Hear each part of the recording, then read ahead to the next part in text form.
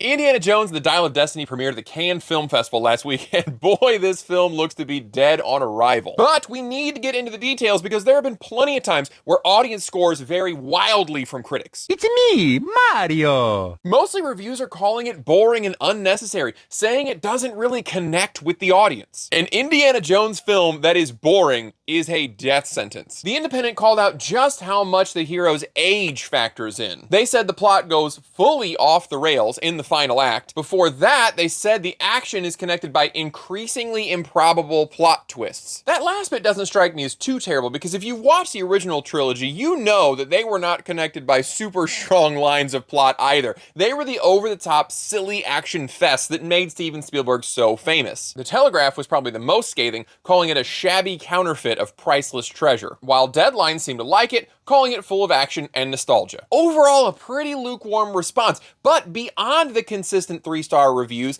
the 50% Rotten Tomatoes, the 54 IMDb Metascore, we're getting consistent rumors about how bored the audience was during the screening. Several reports detailed the audience whistling or talking out of boredom. At its end, it received a very tepid ovation that lasted a polite 5 minutes. Apparently, Harrison Ford got more of an applause before the movie than the movie itself.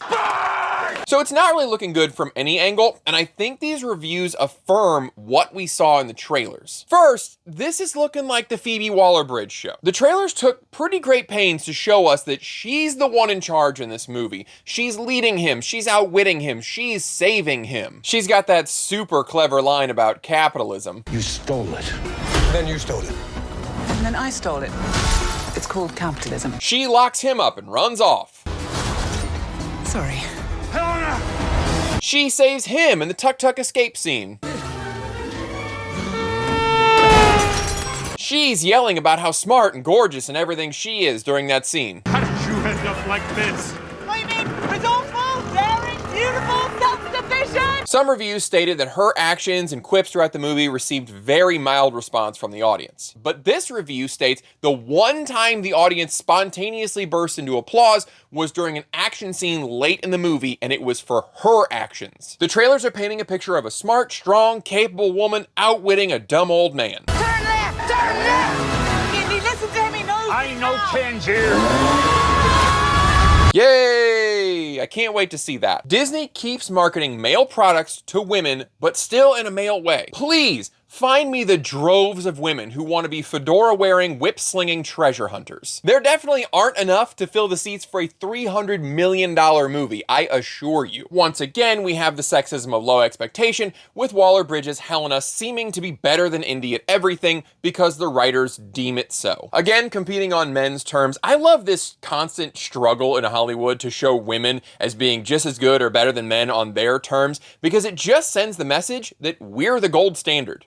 Good job, feminism. Congratulations, you played yourself. And just like the MCU, they don't seem to understand what women and men want. No little girls are going to go see Phoebe Waller-Bridge and think, my God, that's what I want to aspire to be, the way that little boys looked up to Indiana Jones. And also, women are not going to go see 80-year-old Harrison Ford and think he was hunky the way that they did back in the 80s. And I'm not going to go see this movie just to look at Waller-Bridge. Maybe I'm in the minority, and I know it sounds a little bit shallow, but I don't find her attractive, and I don't think that she's going to sell tickets the same way that Kate Beckinsale does. Across the board for both genders, Lucasfilm is just not getting it. I really don't think a lot of guys are going to prioritize seeing this, and it is not a case of men being angry, by the way. I love this shower fantasy that it's really cool to stick it to the men by belittling their favorite fictional heroes. I can tell you most guys are not taking the treatment of Geriatric Jones as a personal slight, but they're also not interested in buying a ticket. When this movie underperforms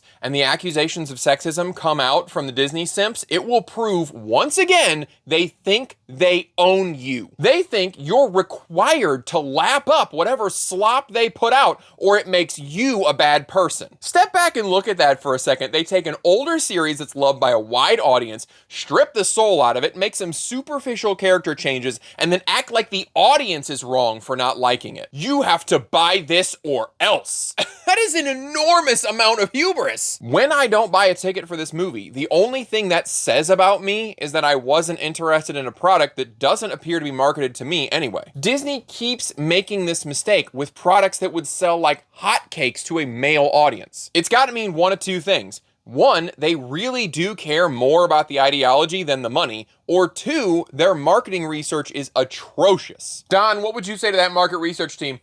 You're fired. And Lucasfilm was purchased to get the male audience, remember? That is what I find so baffling about making the MCU into the MCUterus or saying that the Force is female. The reason Disney bought those studios is because they came with a built-in male audience that Disney was lacking. Disney's core products were mostly favored by girls, so they bought boy franchises. It worked brilliantly for a while, and then they decided that, I don't know, the boys were winning too much or something? I don't get this constant need to compete with the boys. Like I said, it just makes us look like the standard. So they began eschewing their core male audience for a female audience that mostly doesn't exist. You want to guess how many female Star Wars nerds there are? Not enough to support an entire franchise. Same for Marvel. Keep trying to market milk bones to cat people, I guess. I don't know. Good luck with that. All any of Disney's properties have left is nostalgia bait, and they're not even doing it that well. It's a pretty funny allegory for their approach to movie making when this movie opens up with a flashback to the glory days when Indiana Jones movies were good. They're so out of ideas. Part of their plots is just showing you CGI versions of things you used to enjoy. Anyway, tell me your thoughts. Does this movie look good to you? Do the reviews sway you one way or another? I appreciate you watching, and I'll see you next time.